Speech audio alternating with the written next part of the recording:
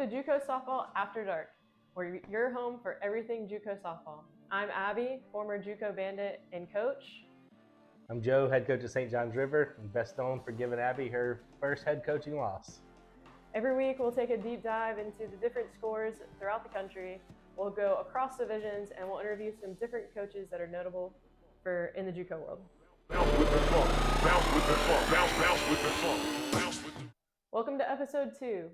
This week we're going to cover the different divisions of junior college softball.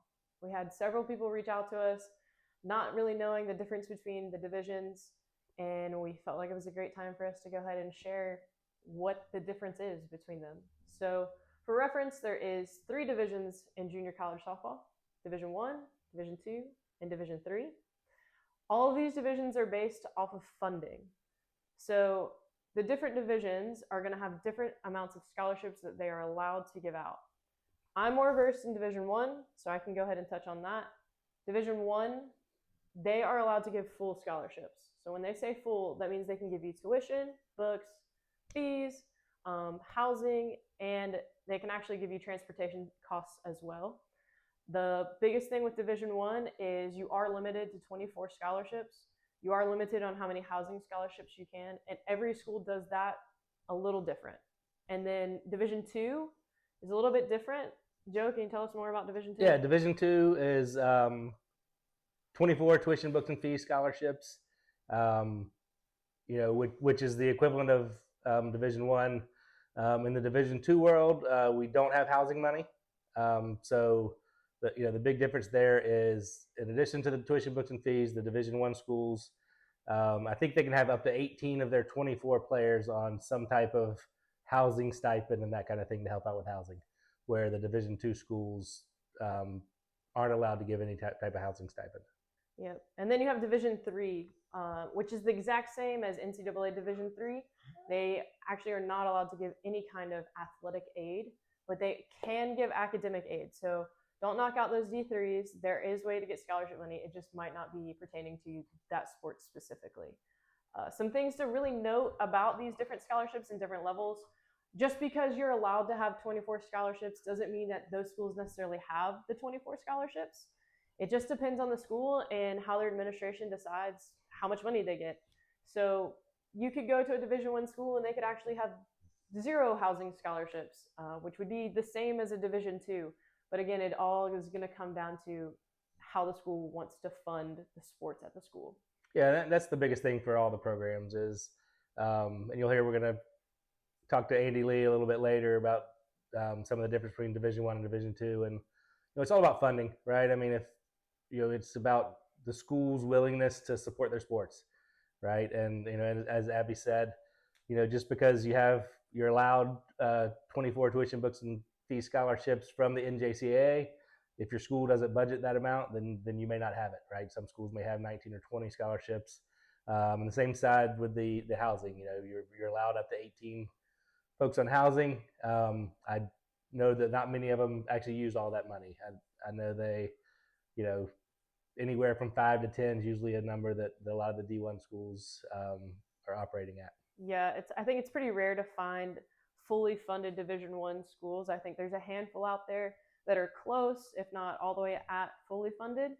But 18 housing scholarships is very, very few and far between. The cost of housing is just extremely high, especially community colleges, depending on where they're located. The cost of a house in Orlando versus the cost of a house in Marianna, Florida, it's going to be totally different. So while they might even have the same amount of money, what they can actually be able to afford is going to be totally different.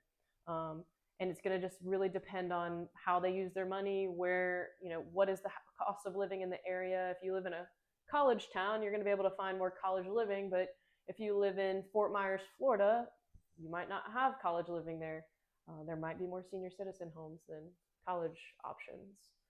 So yeah, and a big thing to think about is, just because a team is Division 2 or even Division 3 doesn't mean they don't have the money, right? I mean, there's a lot of, look at Region 23 in Mississippi. They're fully funded by the state.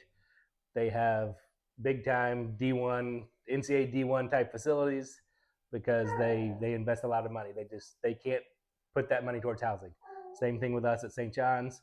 We have a pretty good budget. We can travel a lot more than a lot of folks. We can have more uniforms and more gear and bats and gloves and all that kind of stuff. We just can't put that money towards housing. So a lot of times at the different levels, you may be getting more than you think you're getting. It's not classified the same way it is at other schools. Now, welcome to the show, Andy Lee, the head coach at Northwest Florida State College. He's a 7-time national champion. He's the 4-time National Coach of the Year. He's got experience at Hines Community College, LSU Eunice, and now Northwest Florida. He comes to us as the 2025 NJCAA Division I National Champion. Welcome to the show, Andy Lee. Today. Yeah. There's a lot of parity this year. There really is. There's a lot of – I just haven't seen – I mean, you wouldn't expect McClendon and Florida Southwestern to have 2 losses by now. You know what I mean? Yeah. Oh, yeah. There's not anybody really that – it's just – I think the game is kind of evolved also to where, I don't know, where there's just there's kids there's so much exposure. I don't know. It's just – it's hard to hoard them all and dominate now. I don't know. Just throwing out ideas here. Yeah. But it is a year where I don't see anyone just – I don't mean right as of right now, 10 games in plus, maybe minus. I don't see the blue bloods doing what they used to for some right now. The games have been more competitive and stuff. Yeah, there's been quite a few upsets already. Just the D1 versus the D2s, right? You have, FSCJ beat Eastern this week. I saw that. Santa Fe dropped one to Manatee. Seminole State dropped one to Lake Sumter. So yeah, those D2s are kind of LSU Eunice run ruled San Jack twice over on this side. You got Pearl River this weekend beat Wallace State and someone else that was a Wallace. Yeah. They also, you got Murray State swept Indian Hills. That might be the best team in the country. I'm telling you right now, Murray State, from what I hear, they're good. They've got a legit arm. Let me get this dog out of here real quick. Get out of here, Cola.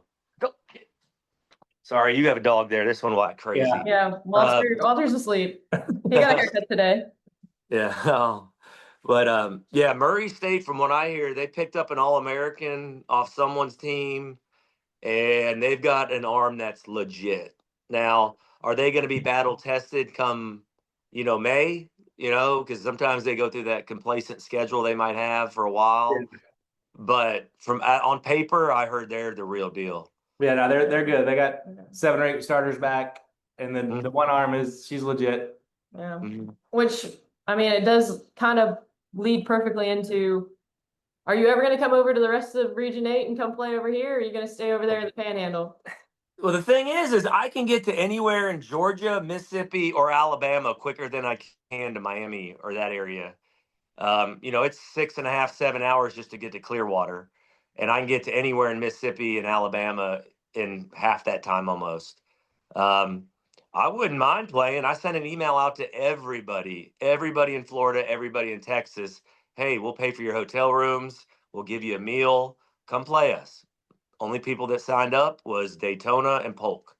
And I threw that offer out at them. And I was thinking about this on the way home back from our game today I'm all for playing 1 year their place, 1 year come to my place, But, with this at-large stuff, you have to kind of also work it. There's advantages and disadvantages.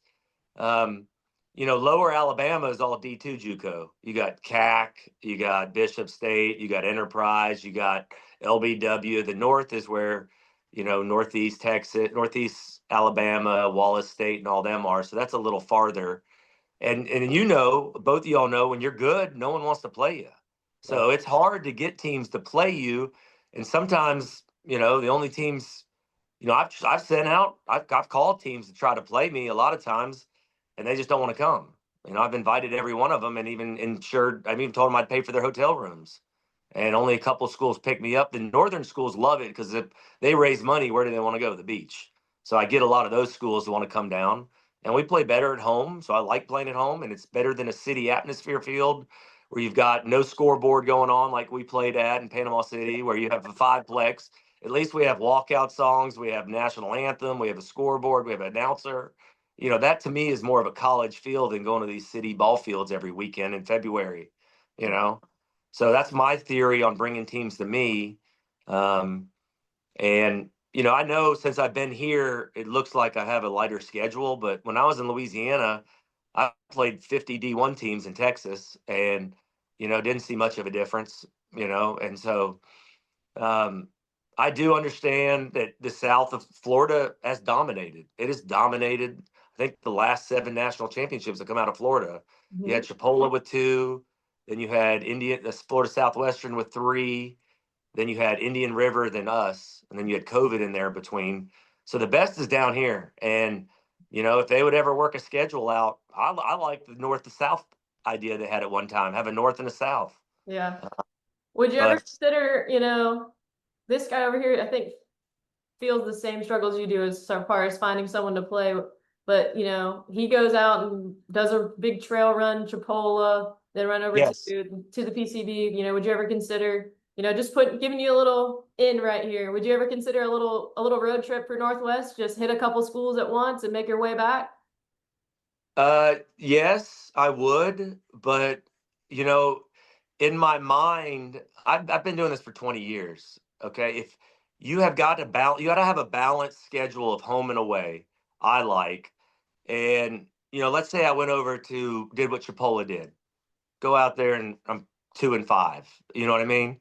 I know I could be better than that, but I'm going to a cold area in Texas, playing early in the year when we're not fully developed yet, you know, and all that, where you're going to have teams that are going to hold this probably against you early in the year. When you know when you're on top, everybody's the have to shoot you down. So they're going to pick me away every way they can. To me, the best schedule for me to do is, you know, is to get up some, you know, get some games in at home, play some games, go to a tournament, you know, play 2 tough teams there, play 2 regular teams, you know, and then, you know, if I could schedule a home and away with some of the top teams in the country, I'd do it. But I'm not going to go on the road and go through a 2-week gauntlet. I just don't think that's smart. I don't think that's the right thing to do for your team. I don't think that's the right thing to do to get a large bid. I don't think that's whatever. I think you need to kind of develop your team and get it going. And then once conference comes, you start peaking because I'm throwing everybody. I'm pitching everybody right now. I'm playing position players. I'm giving everybody an opportunity to win a spot right now. And I want to sit there and figure out who my best 9 are, who my best rotation is, and my lineup. So I don't want to test that out in the first of the year. Yeah, that's fair. Well, Yeah. And I mean, I still play. I mean, it's not like I'm playing, you know, I mean, yes, today, and I mean, I'm playing, you know, when you get to this point, you're going to have teams and you're going to have teams that you're going to, it's hard to, you know, if the world was perfect, everybody would be 500, you know, and we have to, someone's got to win, someone's got to lose. So trying to get teams to come play me and going somewhere, it's mathematically almost impossible because I'd have to travel to Texas, I'd have to travel to South Florida. You know, there's only a certain amount of, you know, blue blood teams like that. for sure. And you kind of touched on it a little bit, but you know, tell us more about your thoughts on the difference between Division 1 and Division 2 JUCO softball. Yeah, see, you know, I spent 11 years at LSU Eunice, a D2 school, and I heard it all. Joe, I'm sure you heard the same things. You know, you're D2, you're this, whatever. I mean, I think there was one joke. I mean, you know, and, you know, it's just, they don't understand that it's at every level. It's not the division, it's at the administration, the athletic department that cares about the game and wants your sport to be good. Because there's a ton of D1 JUCOs out there that aren't fully funded. Most of them aren't. 95% of them aren't fully funded. I know a lot of D1s in Texas JUCOs. I know D1s in Florida that maybe have 5, 6, 7 scholarships. But the administrations in D2, Mississippi really takes pride in their junior college sports. So they've got 24 tuition fees, books, and their housing is old college dorms where, you know, you're paying $1,000 a semester, you know, and you're living in a barracks type thing. So you're getting a great deal to go to school there. And then so you're getting more money towards your softball student athlete at a D2 than you are at most D1 schools. And they invest in great coaches. Their salaries are great. Their assistant coaching salaries are great. They have on-campus housing where you can live in a nice house on campus. You know, it's, you could take the top 10 in every division and they're going to be good and competitive. Top 20 in D2, I think, has figured it out. And throughout the years, more people are joining D2, you know, and D1s can't afford to pay housing. There's hardly many that do give out housing. Alabama, the D1s and the D2s have the exact same scholarships. It's just some say they're D1, some say they're D2. So you got to look at the college, their budget, their administrators, their athletic directors. You're going to have to look at that matters more than levels, pretty much anywhere. Because, I mean, we go off in the fall and we could play an NCAA Division I school, and they're not that good. And you can play, they just don't invest in their college. There's Division I NCAA schools out there right now, like 5 or 6 scholarships. That's it. But they're D1 programs. But Yeah. I don't think the young, kid coming up and their parents and, travel ball really understand the financial part of what Division I, Division II, Division III at every level is. Yeah. Yeah, and we're talking about that some in another part of this podcast, kind of explaining the differences and how the scholarships are broken down and that kind of stuff, and then how people don't use them anyway, right? Just like you're talking about D1 schools that use all their scholarships, don't use all the housing money. I mean, how I think it's sad that we have JUCO coaches that are part-time coaches that have a job during the day and making $6,000 or $7,000, and absolutely, you're not going to compete that way. I don't care how good you are. If you have to, if you're having to split it up like that, your school's not willing to invest in the coaches and that kind of stuff, you're not going to be good, right? It's going to be hard to be good. Absolutely. And there's Division I coaches that I know that are part-time. Like it's at every level. It's I just don't like how people categorize it. I was a D2 coach forever, and I hated people saying, "Oh, it's just D2." I was like, dude, you look at the Massey ratings. I was leading in even D1, D2, and ever at the top. And I mean, there's one year, I mean, in Texas, I know I run ruled like 4 teams that were in the World Series that year. So, it's all about what the college wants you to be. Just like you said, it's all about support, community support, school support, financial support. That's what college is about. It's about education, to be honest with you.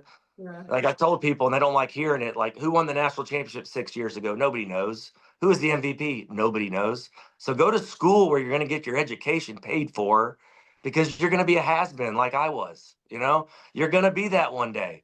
So this is a sport where go get your education. You're not going to no one is going to know who you are in 6 years. So get a degree and go somewhere where you're going to play and be successful in a good program that is your fit. Yeah, absolutely. And I think, a lot of the, definition of Division I, Division II kind of stems in that recruiting, travel ball. Those travel ball organizations and programs are like, how many people can I send to the highest level, whether that's a good fit for them or not, right? And we all know that there's some kids that can play at that highest level, but they might sit the bench for 2 years, and they could probably benefit from playing at that junior college level. But are you seeing that out in the recruiting world? I know we were seeing. Yeah, it's just turned into money ball. It really, I mean, it's turned into money. It's all about making money off the back of kids and parents now. There's a reason why you're like the NBA, while there's over 50% now Europeans that play in the NBA, is because they actually go to schools and train and learn the fundamentals. That's why Major League Baseball, there's over 50% of Latin players and Australian and Canadian, because they go practice and they work hard on fundamentals and they learn their education at a school and they practice, do that stuff. In America, it's, hey, let's just join and play in this little tournament over here. Let's go play over here. They don't develop the fundamentals, and it's all about pay to play.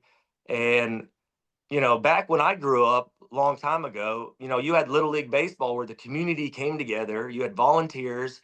It brought people and communities together. You learned, you played the right way. You had practice. You did that kind of stuff. Now society is, I mean, I know tournament directors that make over $100,000 a weekend in cash just running tournaments. I mean, and these organizations, they will sell you anything. Like, it is all about putting that little stamp, that D1 stamp, and they will charge the parents so much money and promise them this, and they might get them a 10% scholarship at some Division I school up north you've never heard of, but you're going to be broke. and you're going to have financial debt. Your credit card's going to be maxed out. You're going to do all this. It's been to a point to where, I mean, at the convention I went to this year, you got a travel organization renting out this nice restaurant deck and all that. At the end, scrolls out a receipt that hits the floor for $35,000. Is that really what this game should be like? At that level, travel ball, should you be recruiting that much and charge? Like, where'd that money come from? Yeah, who's actually paying that bill? Who's paying that bill? It's on the back of these parents and kids, and they're getting lied to, and they're getting financial debt for what? So they can, go to somewhere. Now, yes, the top 1%, yes, that is you. You should be at that level. But to tell a kid and have 9 levels below them and make them pay all this money is not the right way to do it. Yeah. It really isn't. That's stuff that legislation needs to I mean, but there's a demand for it. Parents pay for it. Everybody, has to go to a hitting coach twice a week, but no one can throw a ball across the infield because they don't go to any defensive coaches, but that's just the way the game has gone now, and it's not developing talent the way it should be. It's all about money now. Yeah. And how much time are those travel ball organizations that you're paying thousands of dollars to? How much are they actually working with your kid? Or are they putting it into just a group, right? Of like, okay, well, this group's not the best group, so we'll just make them pay a little bit less and keep paying our dues to pay all the other stuff. So that's absolutely. There's no rec ball anymore. Rec ball is travel ball. Rec ball is, the complex 20 miles down the road. And it's just everybody. You have these massive tournaments now with 200 teams that show up in the city with 5 parks. And that's not developing a kid. That's not developing a kid's talent. You got to practice. You got to, yes, you got to learn the game. You got to learn the fundamentals. You got to learn how to compete. You're just learning how to go out there and throw your 2 innings in front of scouts, hopefully, and do that kind of stuff. You're not learning the ins and outs of the game and how to compete and how to really be a winner. You're playing, games of pool play. I never had pool play growing up. If you lost, you went home, yeah. that was it. You didn't have that. And they don't teach the kids the right way anymore. Yeah, well, it's you get to play every weekend, win or lose, doesn't matter, right? Yep. There's courtesy runners for everybody to show off a fast kid and this kind of stuff. I don't know about you, but I'm sure you see it. It's the travel ball is ruining what we're getting in, right? I get kids, they can't run bases. They don't know how to hit cuts. They don't know where to line up in certain positions, right? Because they're, and I tell them all the time, like, listen, if you're an average base runner or an average speed, you have to be a really good base runner. And the fact that you're on this team and they take you out for the fast kid who can't hit and let her run every time, it's not doing anybody any good. Absolutely. Yeah, it's you don't know the game. And what drives me nuts, and like today it showed and stuff, is okay, you got a leadoff batter up. She gets on, like they don't even know that this might be a bunt situation. They don't know where to shift. No one talks. They want you to tell them exactly what to do. And they should know the game. I shouldn't have to tell them every move to do. They should read, from the next at bat. They should be able to figure the game out and know where to be. And they don't know that at our level. It's scary. I mean, you get kids at my level, and you do too. And, I'm sure at other levels that don't even know what a relay, where to cut and where to throw and all that stuff, because all they do is pay $100 a night for hitting lessons.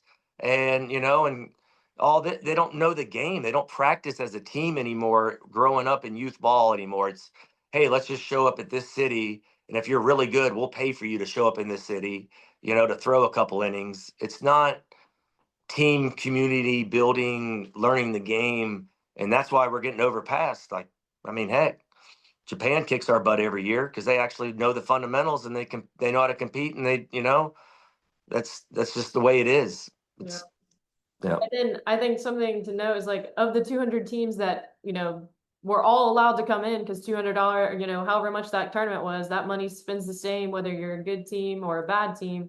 How many of those kids do we even really want off those teams, right? Like, you're really looking for a diamond in the rough when you're out at these tournaments. And you've got to really know who's who and what's what, what's going on.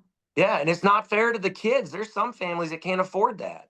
So there's some great athletes that don't even get an opportunity to showcase their skills because they can't afford to drive 6 hours and get a hotel room for 3 nights and all that stuff.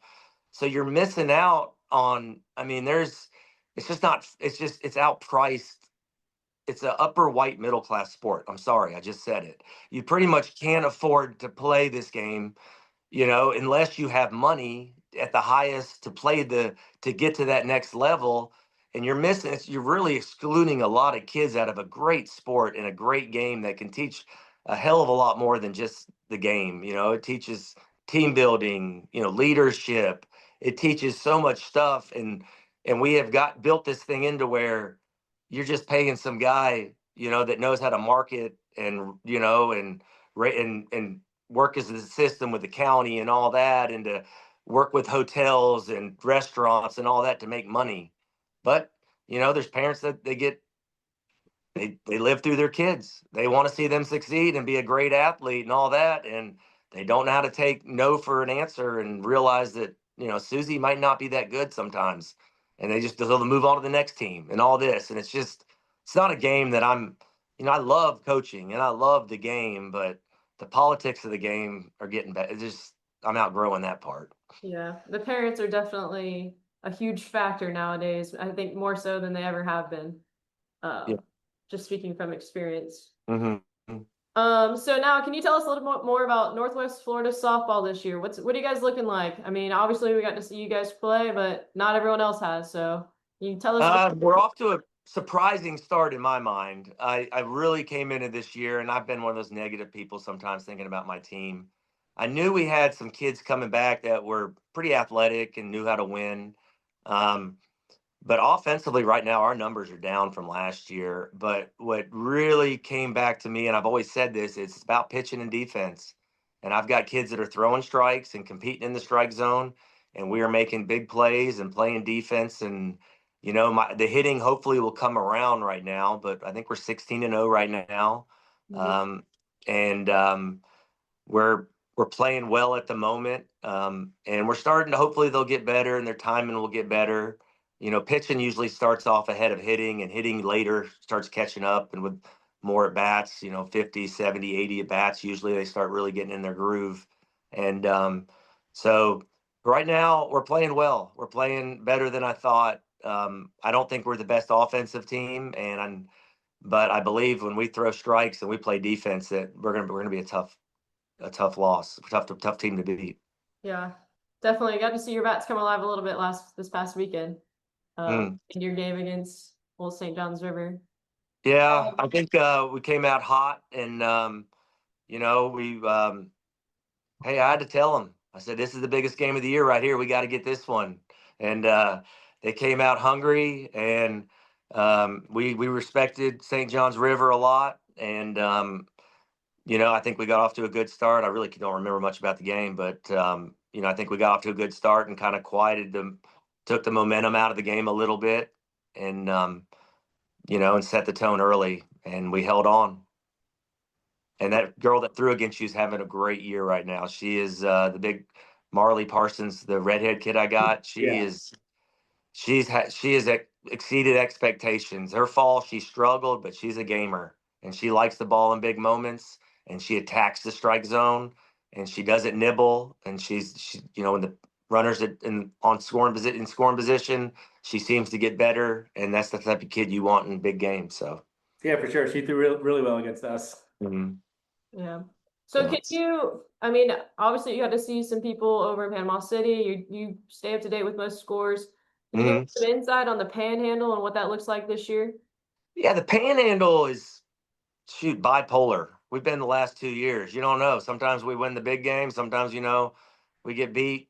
Today I saw that there were some tough losses in the Panhandle, but we have athletes. We have budgets. We have good schools. We have good scholarships. So we've got some quality athletes here, and we usually play tough schedules early, the Panhandle, because we're all in the same little tournaments. And there's some upsets there. I think Chipola is going to be Chipola. They're going to be scrappy. They're going to bunt. They're going to do the little things. They're not going to beat themselves that much.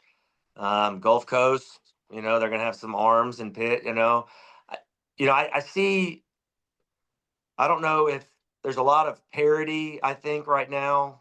across the board in Florida, but I still think, I think Florida Southwestern is going to be really good.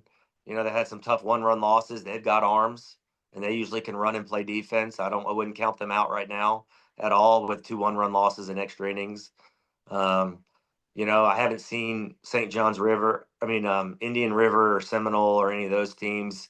Eastern Florida, I remember playing them last year. They got that big arm back.